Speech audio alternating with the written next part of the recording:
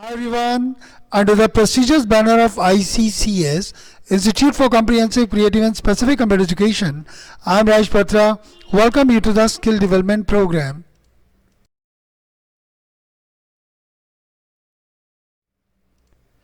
The topic of the day is the sentence.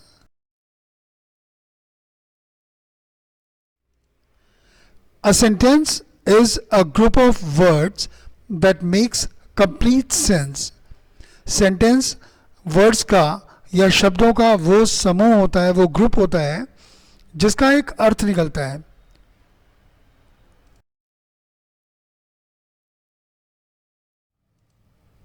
जैसे आप इस एग्जाम्पल में देख सकते हैं, at 5 o'clock get up I every day. ये सभी महज शब्द हैं और ये ऐसे शब्द हैं जो किसी भी क्रम में नहीं लिखे गए हैं, इन्हें किसी ऑर्डर में नहीं लिखा गया है. जब हम किसी शब्द को ऑर्डर में नहीं लिखते हैं तो वो जंबल वर्ड्स कहलाते हैं, यानी उनका कोई अर्थ नहीं होता है.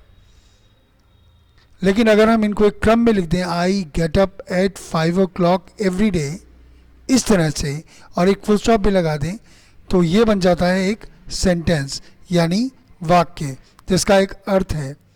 I get up at 5 o'clock every day.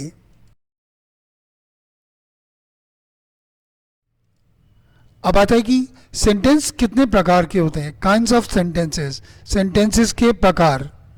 Statement, interrogative, imperative and exclamatory.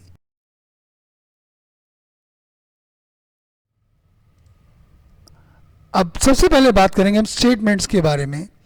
Statements are sentences that say something.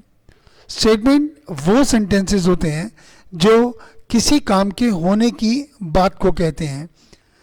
Statement always and with full stop. Her statement के एंड में एक फुल स्टॉप लगाया जाता है, यानी पूर्ण विराम लगाया जाता है, और ये होता है फुल स्टॉप. स्टेटमेंट्स दो तरह के होते हैं. नंबर एक, अफर्मेटिव सेंटेंसेस और दूसरे निगेटिव सेंटेंसेस. अब अफर्मेटिव सेंटेंस का मतलब सकारात्मक वाक्य और निगेटिव सेंटेंस का मतलब नकारात्मक वाक्य. अफर्मेटिव सेंटेंस में हम किसी काम के होने की बात करते हैं और निगेटिव सेंटेंस में किसी काम के ना होने की बात करते हैं.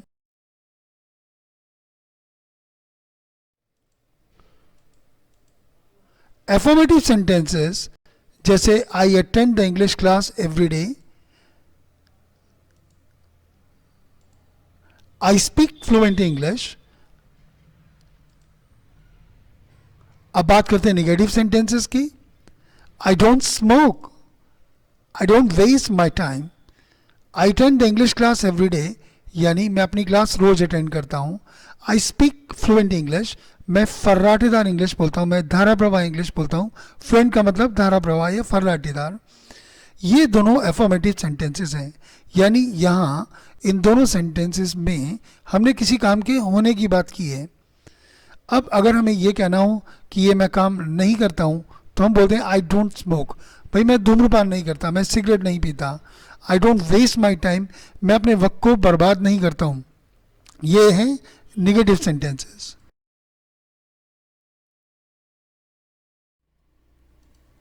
अब बात करते हैं इंटरोगेटिव सेंटेंस की. इंटरोगेटिव सेंटेंस में यानी क्वेश्चन यानी प्रश्न. जब हम किसी से सवाल करते हैं, प्रश्न करते हैं, तो इंटरोगेटिव सेंटेंसेस का यूज़ करते हैं. और प्रत्येक इंटरोगेटिव सेंटेंस के अंत में एक क्वेश्चन मार्क का यानी इंटरोगेटिव मार्क का यूज़ होता है, और ये होता है इंटरोगेटिव मार्क, प्रश्नवाचक चिन्ह जिसे हम बोलते हैं हिंदी में. व्हाट आर यू डूइंग, तुम क्या कर रहे हो, ये एक सवाल है.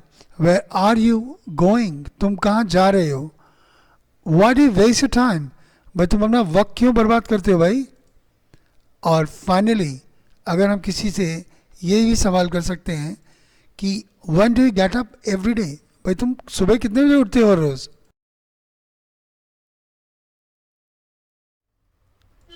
इसी तरह से इंपेरेटिव सेंटेंस हमेशा ऑर्डर, रिक्वेस्ट या एडवाइस, इन तीनों के बारे में बात करते हैं. एक्सप्रेस का मतलब हो गया व्यक्त करना। इम्पेरेटिव सेंटेंस व्यक्त करते हैं ऑर्डर को। ऑर्डर का मतलब आदेश। रिक्वेस्ट यानी निवेदन, और एडवाइस का मतलब सलाह। और प्रत्येक इंटरोगेटिव सेंटेंस के अंत में एक फुल स्टॉप का यूज़ किया जाता है। जैसे अफर्मेटिव के अंत में या नेगेटिव के अंत में फुल स्टॉप लगाया जाता है, ऐसे ही इम्पेरेटिव सेंटेंस के एंड में भी फुल स्टॉप लगाया जाता है। Request, please bring me a glass of water, भाई मुझे एक गिलास पानी ला दो, ये एक रिक्वेस्ट है यानी निवेदन है, इसीलिए सेंटेंस की शुरुआत में प्लीज़ लिखा गया है। अब अगर हम ऑर्डर की बात करें यानी आदेश की बात करें, don't plug flowers. Don't plug flowers का मतलब है भाई फूलों को मत तोड़ो, ये एक ऑर्डर है, आदेश है। एडवाइस यानी सलाह। Always obey the traffic rules, always obey the traffic rules, सदैव ट्रैफिक के नियमों का पालन करें। अभी का मतलब हो गया पालन करना। और इसी तरह से एक और एडवाइस के बारे में बात करते हैं, read all the documents carefully, इन सभी डॉक्यूमेंट यानी दस्तावेजों को ध्यानपूर्वक पढ़ें।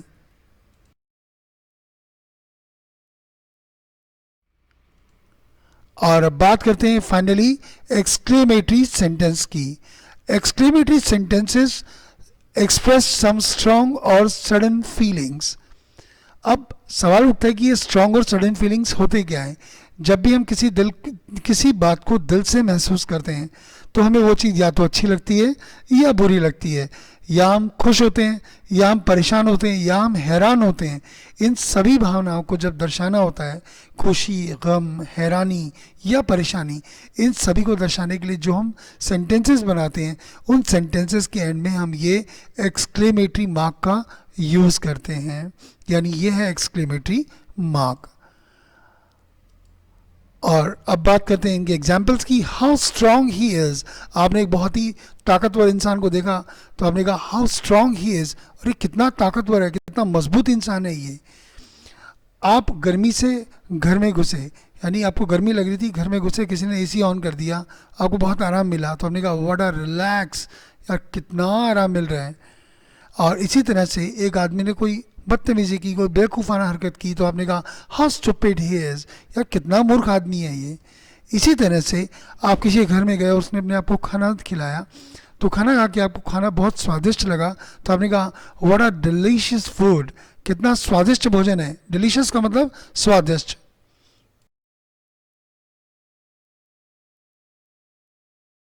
With that, the topic is over, and thanks for being with me. Have a nice day.